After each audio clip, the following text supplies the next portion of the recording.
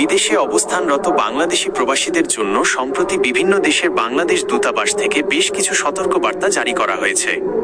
বিশেষ করে মালদ্বীপ, মালয়েশিয়া এবং সৌদি আরবের মতো দেশগুলোতে বসবাসরত প্রবাসীদের জন্য এই নির্দেশনাগুলো অত্যন্ত গুরুত্বপূর্ণ।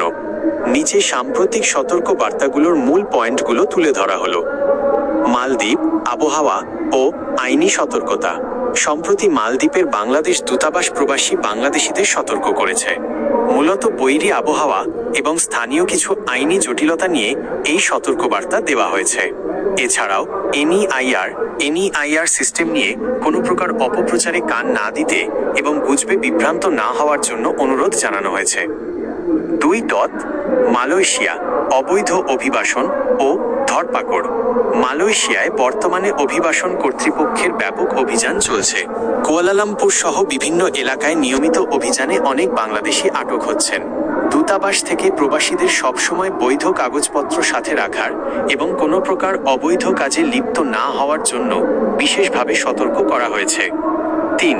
সৌদি আরব ও কাতার, অনলাইন প্রতারণা ও আচরণবিধি। সৌদি আরব পাসপোর্ট, জন্ম নিবন্ধন বা দূতাবাসের অ্যাপয়েন্টমেন্ট করিয়ে দেওয়ার নামে বিভিন্ন ফেসবুক পেজ ও ইউটিউব চ্যানেলের চটকদার বিজ্ঞাপনে বিভ্রান্ত না হতে সতর্ক করেছে রিয়াদস্থ দূতাবাস।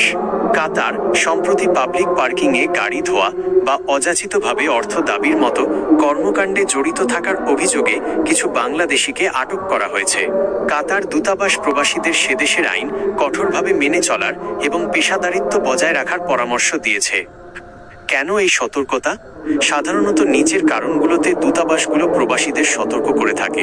আইনি জটিলতা, সংশ্লিষ্ট দেশের স্থানীয় আইন পরিবর্তন হলে বা আইন অমান্য করার প্রবণতা বাড়লে, প্রতারণা, দালালের খপ্পর বা অনলাইন জালিয়াতি থেকে রক্ষা করতে, নিরাপত্তা, রাজনৈতিক অস্থিরতা বা প্রাকৃতিক দুর্যোগের পূর্বাভাস থাকলে, ভিসা সংক্রান্ত অন অ্যারাইভাল ভিসা বা ওয়ার্ক পারমিট নবায়ন নিয়ে নতুন কোনো সরকারি নির্দেশনা এলে। বিশেষ নোট: আপনি যদি নির্দিষ্ট কোনো দেশের, যেমন মধ্যপ্রাচ্য বা ইউরোপ, প্রবাসী সতর্কবার্তা সম্পর্কে জানতে চান, তবে আমাকে দেশটিকে নাম লিখে জানাতে পারেন। আমি সেই দেশের সুনির্দিষ্ট তথ্য দিয়ে আপনাকে সাহায্য করতে পারব।